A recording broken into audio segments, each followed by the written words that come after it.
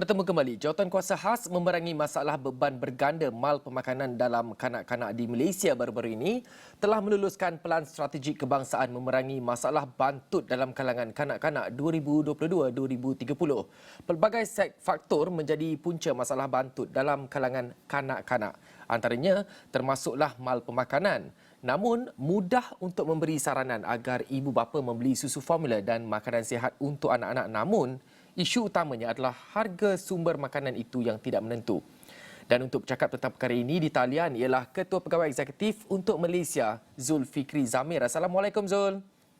Ya, Waalaikumsalam. Baik Zul, Okay. kita terus saja kepada fokus kita ya Zul. Jadi bagaimana jawatankuasa ini boleh membantu dan apa langkah-langkah segera yang mungkin boleh diambil berkenaan harga susu ketika ini Zul? Okey, baik. Saya fikir penubuhan jawatankuasa ini satu langkah yang baik, tetapi ia adalah sebuah, orang kata, satu step forward ke depan yang agak mencabar sebab harga susu di pasaran ketika ini sangat mahal. Susu paling murah kalau kita tengok dalam 500 gram itu lebih daripada RM18, RM19. Ini lebih mahal daripada harga sekilo ayam. Jadi orang kata kalau orang berkira-kira nak beli ayam, orang akan lebih berkira-kira untuk beli susu. Jadi ini sebenarnya sangat bahaya sebab 1000 hari yang pertama untuk setiap anak-anak itu akan menentukan pertumbuhan dia bukan sahaja daripada segi fizikal tapi juga daripada segi mental. Jadi ramai daripada anak-anak keluarga P40 dan juga miskin sekarang ini memang tak beli susu sebab harga susu memang mahal. Dan Zul, tadi Zul ada berkata mengenai kumpulan keluarga B40. Jadi kita nak melihat fokus kepada kumpulan ini. Jadi kita tahu juga sebab pelbagai faktor menjadi penyebab kepada isu bantut dalam kalangan kanak-kanak ni Zul. Jadi apa sebenarnya yang wajar dilakukan atau strategi kerajaan untuk menangani perkara ini khusus kepada keluarga yang berpendapatan rendah, kumpulan B40 ini Zul? Saya berpandangan begini, jawatankuasa ini yang pertama dia harus kaji balik kenapa harga susu itu kita benarkan untuk market yang untuk menentukan berapa harga susu. Sebab kenapa kita kena kaji balik perkara ini sebab kita berada di ambang krisis.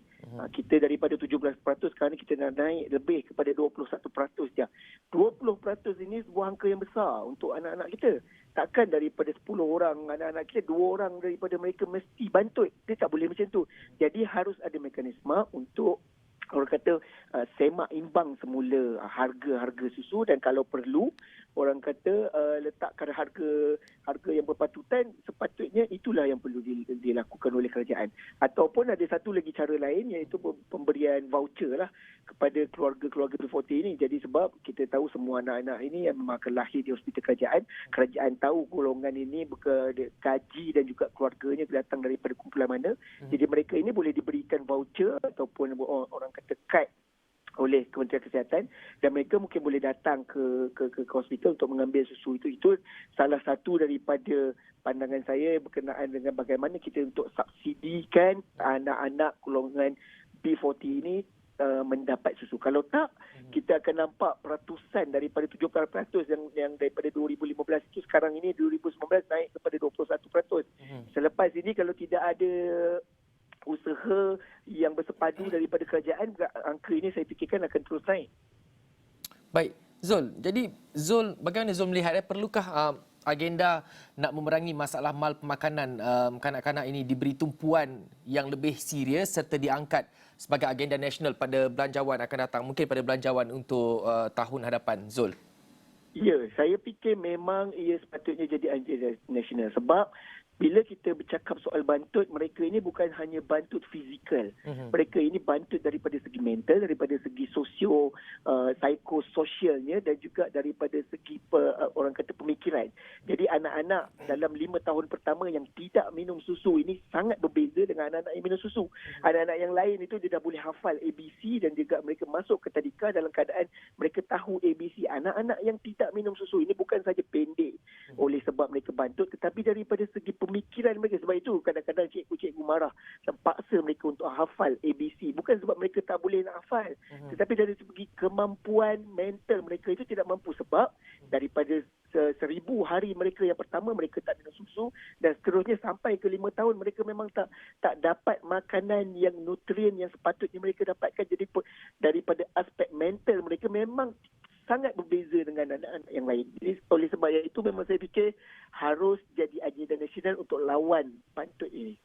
Baik Zul, mungkin ini soalan saya yang terakhir. Berapa seriusnya, berapa peratusan keseriusan masalah ini berlaku di Malaysia jika dibandingkan dengan mungkin negara-negara jiran atau negara-negara Asia ataupun negara-negara di peringkat dunia sekali, Zul? Kalau nak bandingkan dengan seluruh dunia, memang kita agak serius sebab saya tak pasti sejak bila kita mula orang kata tergelincir daripada landasan yang sepatutnya, sebab kalau ikutkan sepatutnya kita ada rancangan makanan tambahan di sekolah, tetapi isu ini menjadi lebih serius sebab anak-anak ini belum masuk sekolah lagi, mereka dah tak dapat susu, dah tak dapat makanan. Jadi rancangan makanan tambahan itu hanya bermula ketika mereka berumur 7 tahun. 7 tahun bermakna anak-anak ini telah pun bantut sebelum mereka masuk ke sekolah. Jadi sebab itu sekarang ini masalah tu kita kena patah balik untuk lihat 1000 hari yang pertama dan juga lihat macam mana kerajaan boleh intervene masuk ke dalam keluarga-keluarga ini untuk lihat 1000 tahun, 3 tahun yang pertama, 5 tahun yang pertama tu macam mana kita boleh bantu mereka.